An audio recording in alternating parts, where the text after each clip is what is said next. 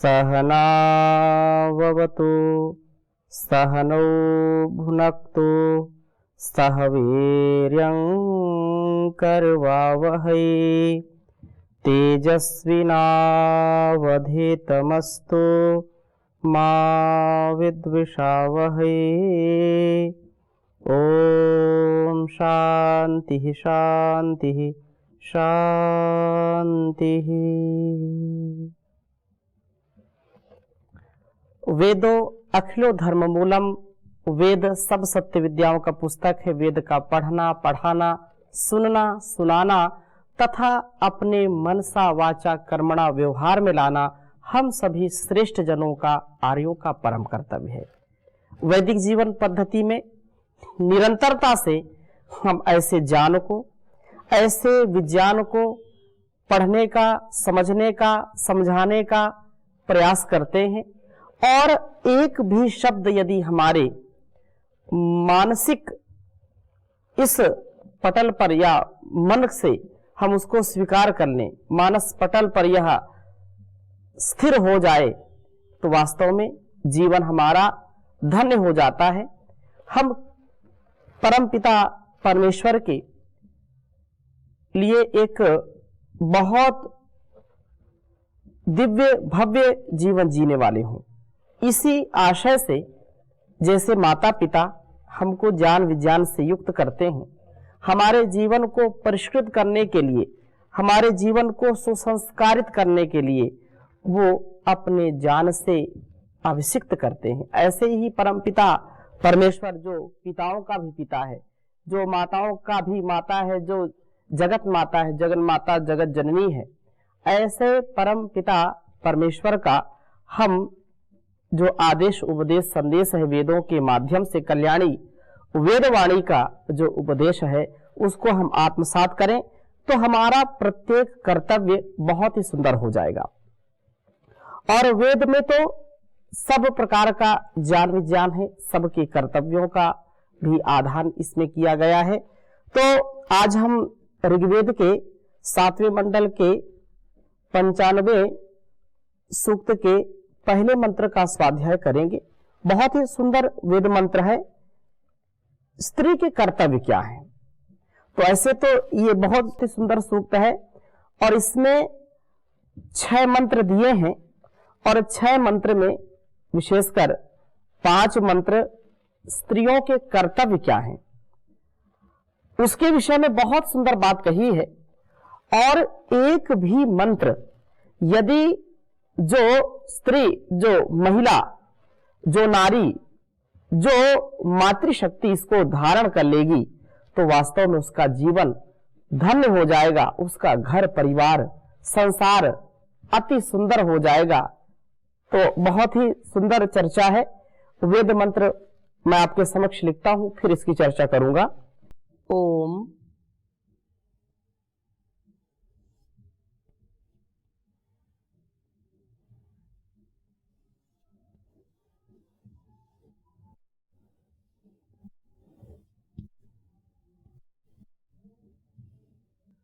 प्रक्षोदसा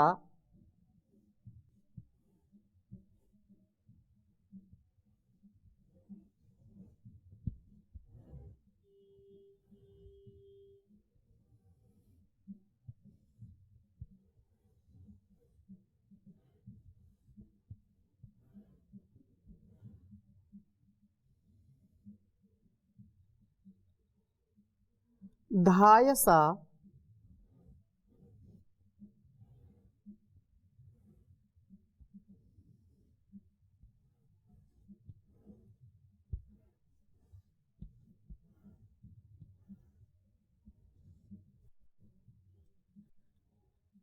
शस्त्र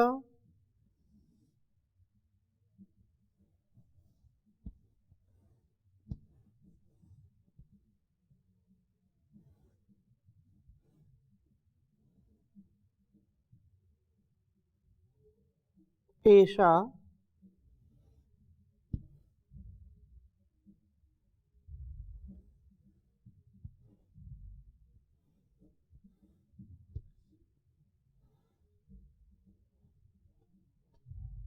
सरस्वती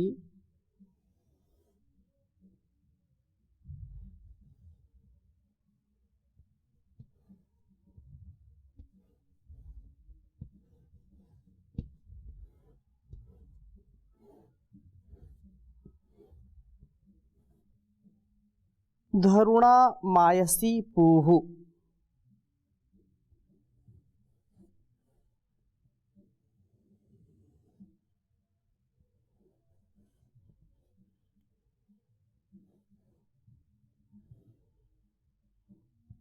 धरुणा मायसी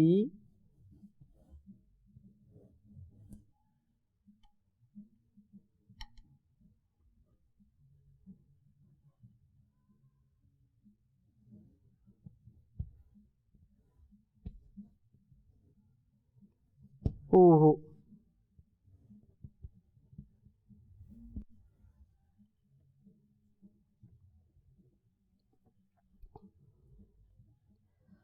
प्रबाभधाना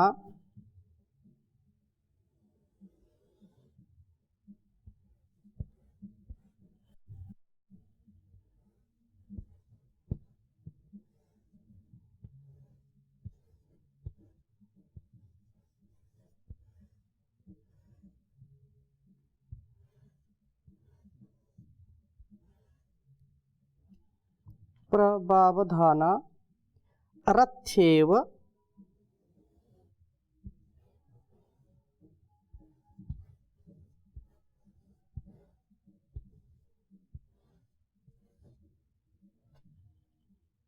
याति विश्वा।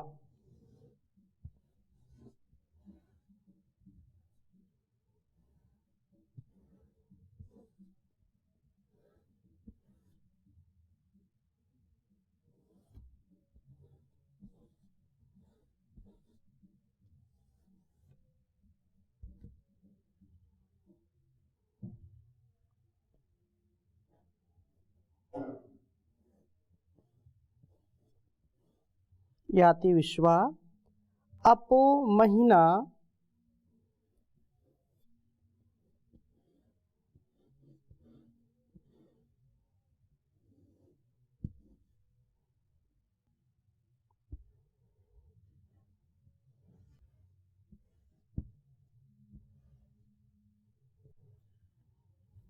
सिंधुरन्याः।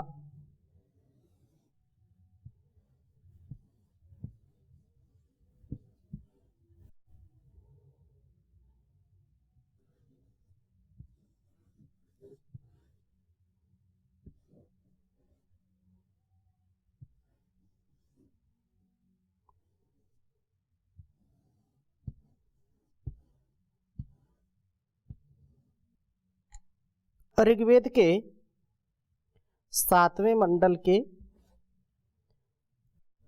95वें सूक्त का यह पहला मंत्र है।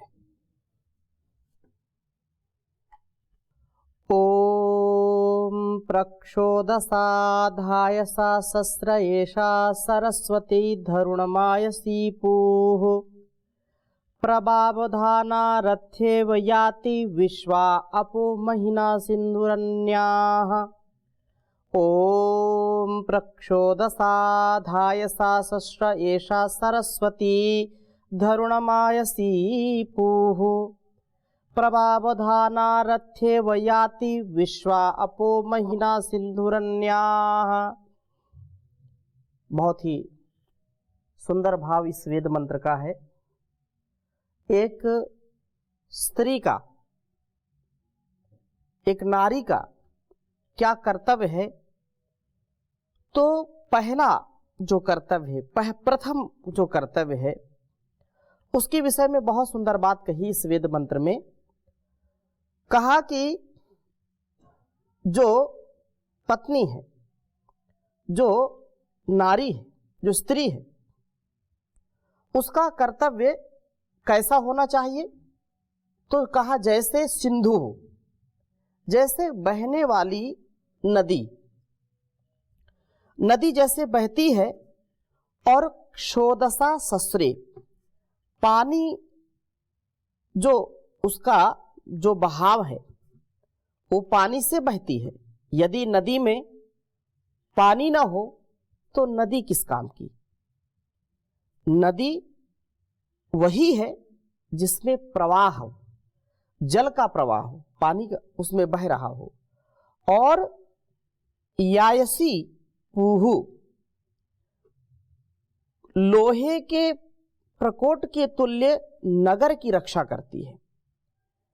जो नारी वास्तव में सदा शीतल जल से युक्त, जैसे नदी सबको तृप्त करती है, सबको जीने का बल देती है, सबको उत्साह देती है, जैसे लोहे के प्रकोट के तुल्य नगर की रक्षा करती है।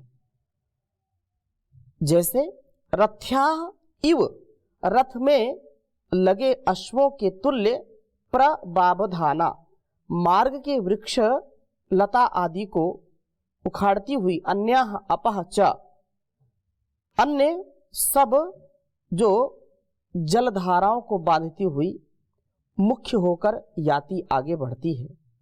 वैसे ही सरस्वती ज्ञान से युक्त विदुषी की धायसा, बालक को पिलाने के योग्य दुग्ध क्षोदसा, और जो अन्न से प्रशस्त्रे, जो प्रेम से प्रवाहित होती है, वह धरुणम गृहस्थ धारक और सबका आश्रय होकर के वह आयसी पूह, लोहे के प्रकोट के तुल्य दृढ़ एवं आयसी सब प्रकार से श्रम वाली और पूह परिवार की पालक हो। वह रथ्या इव, रथ में लगे हुए अश्वों के तुल्य दृढ़ और महीना स्वसामर्थ्य से विश्वाह अन्याह अपहा, अन्य आप्त जनों को सिंधु महानद के समान प्रबाबधाना, दृढ़ता से जो है बांध करके रखे। दृढ़ता से सबका जो परस्पर का संबंध है, जो मैत्री करुणा मुदिता की बात कही है, उससे जो युक्त है और याति जीवन मार्ग पर चले। बहुत सुंदर भाव इस वेद मंत्र का है कि जैसे नदी निरंतरता के साथ बहती है और सब जीव जंतु, सब जो खेती का कार्य है, अन्न फल फूल धन धान्य से परिपूर्ण करने का जो उपकार एक नदी करती है, नदी का जो प्रवाह है कितने असंख्य लोगों को तृप्त करता है, अन्न से धन धान्य से सबको परिपूर्ण करती है नदी। वैसे ही एक स्त्री, एक पत्नी अपने गुणकर्म स्वभाव से जिस घर में हो, जिस घर का उत्तरदायित्व उसके ऊपर हो, तो अपनी संतानों को भी, अपने घर परिवार को भी वह ऐसे फलीभूत करे, ऐसे धनधान से वह परिपूर्ण कर दे, ऐसे करुणा से प्रेम से और हर प्रकार से अपने घर की रक्षा करने वाली हो, अपने घर की सुरक्षा करने वाली हो, अपने त्याग से, अपने तप से वह सबको तृप्त करने वाली हो। ऐसी यह स्त्री का यह कर्तव्य है और श्रम वाली होनी चाहिए। आयसी, निठल्लापन या प्रमाद आलस्य उसके जीवन में लेश मात्र ना हो। वह पूर्ण श्रम करने वाली होनी चाहिए। वह हर पल हर क्षण उत्साह में रह करके, जैसे नदी कल कल प्रवाहमान होती है, जल धारा निरंतर बहती रहती है, कहीं भी उसका विराम नहीं, कहीं उसका विश्राम नहीं, और चरय वेती वह सबको परिपूर्ण करती है सुख से धन धान्य से। वैसे ही घर में एक स्त्री, एक पत्नी अपने तप से, अपने पुरुषार्थ से, अपने प्रेम से, अपने स्नेह से, वात्सल से सबको परिपूर्ण जो है तृप्त करे, सबको अपने गुणकर्म स्वभाव से यथा योग्य व्यवहार करके दृढ़ता से श्रम करने वाली हो, दृढ़ता से सबको आगे बढ़ाने वाली हो और दृढ़ता से सबको जोड़ करके रखने वाली हो, सबको मिला करके। इसलिए वह रथ जैसे जो है रथ में लगे अश्वों के समान तुल्य दृढ़ है। जैसे अश्व रथ को आगे बढ़ाते हैं, अश्व अश्व व्याप्तव, जो मार्ग को जल्दी से व्याप्त कर लेते हैं, वह मार्ग का अतिक्रमण कर जाते हैं। वैसे ही जैसे रथ में जुते हुए अश्व उस रथ को, उस रथी को, सारथी को गंतव्य तक पहुंचा देते हैं, वैसे ही एक घर की स्त्री, एक घर की नारी, पत्नी, मातृशक्ति का यह कर्तव्य है कि इस गृहस्थ रूपी रथ को दृढ़ता से वह मंजिल तक पहुंचा दे, जिसके लिए उसका इस घर में इस पति को, इस पुत्र को, संतान को या उस घर को संभालने का बहुत बड़ा जो उत्तरदायित्व मिला है, उसको वह गंतव्य तक पहुंचाए। यह स्त्री का प्रथम कर्तव्य है, यह प्रथम कोटि का कर्तव्य है, उत्तम कोटि का कर्तव्य है।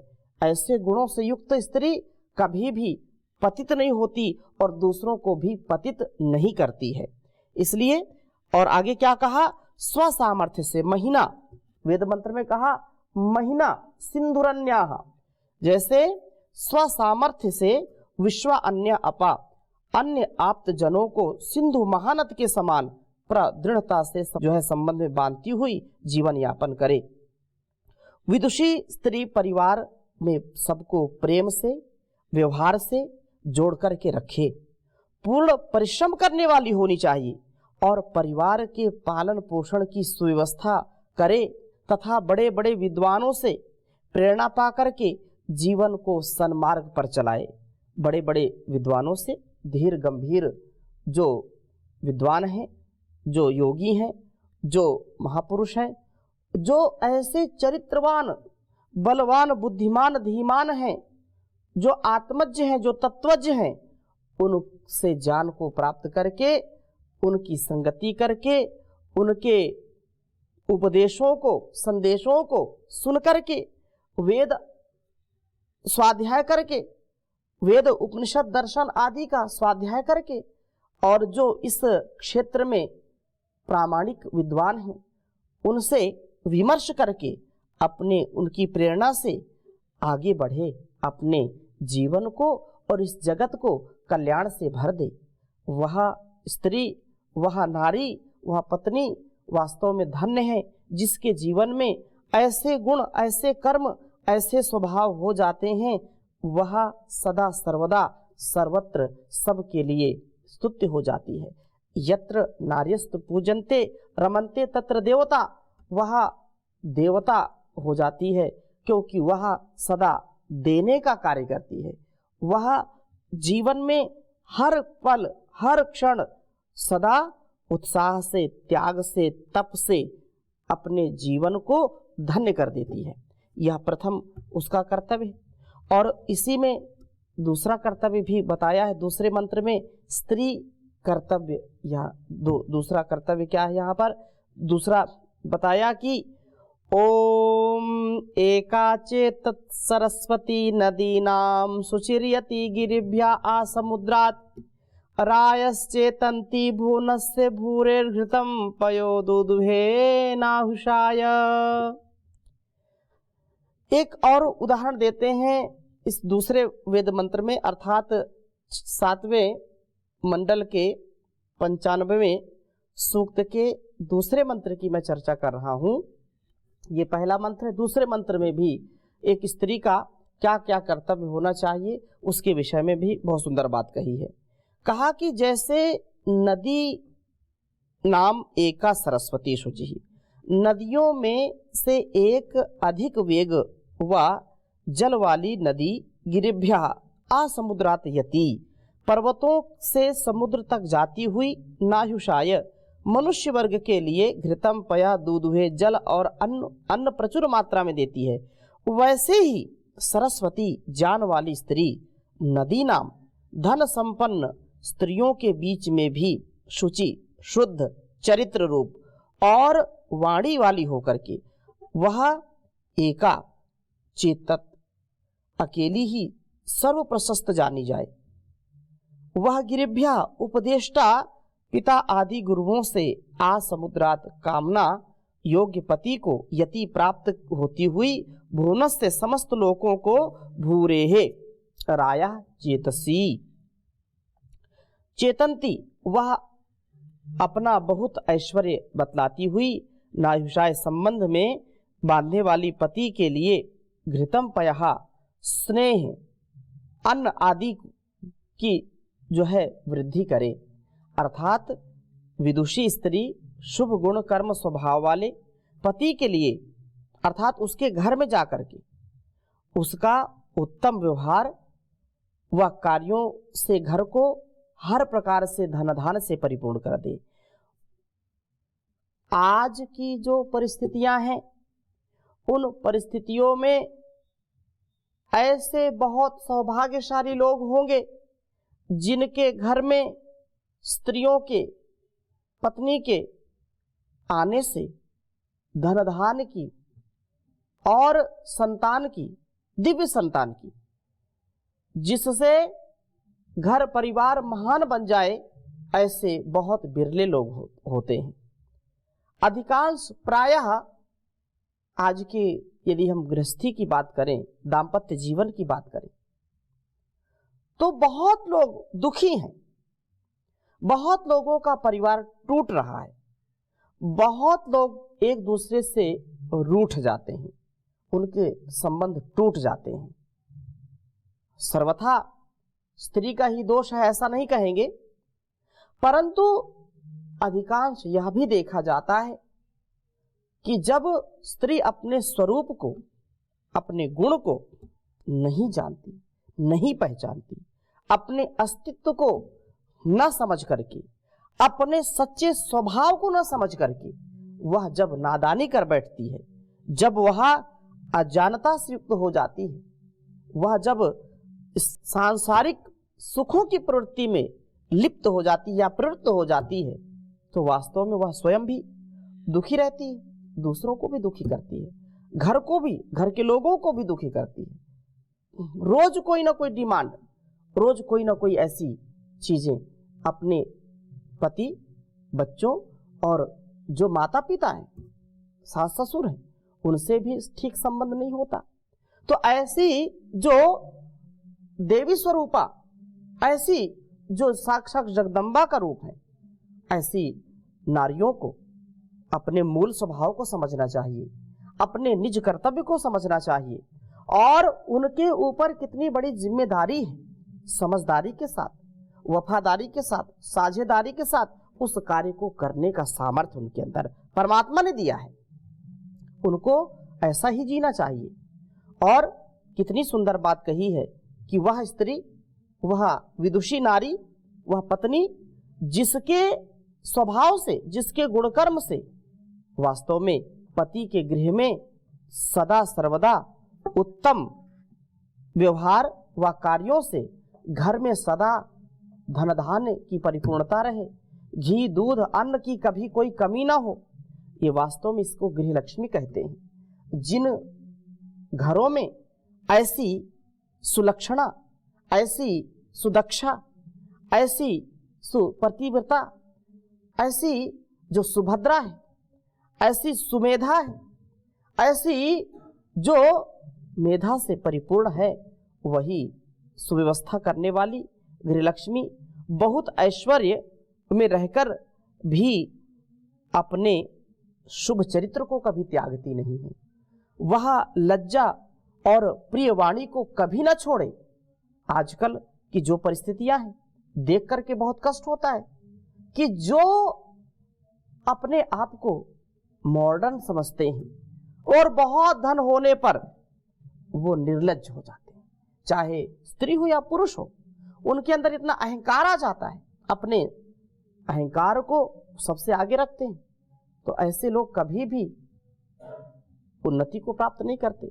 ऐसे अनेक लोगों को मैं जानता हूं, ऐसे परिवारों को जानता हूं जहां पर धन धान्य से परिपूर्ण है, कोई कमी नहीं है, लेकिन उनके घर की स्त्रियां, उनकी पत्नी जो साक्षात जगदम्बा का रूप, देवी का स्वरूप है, बहुत पवित्र, सादा जीवन, उच्च विचार और त्याग से, तप से, सेवा सत्कार से, परोपकार से जो परिपूर्ण रहती हैं, ऐसे ही स्त्रियों का स्वभाव जब होगा तो वही सीता, सावित्री, दुर्गा, मदालसा और गार्गी, मैत्रेयी, अपाला जैसी जो विदुषियाँ थी, और रानी लक्ष्मीबाई, रानी चेन्नम्मा, दुर्गावती, झलकारी बाई, माता जीजाबाई, ऐसी नारियों का पुनः यह देश बहुत ही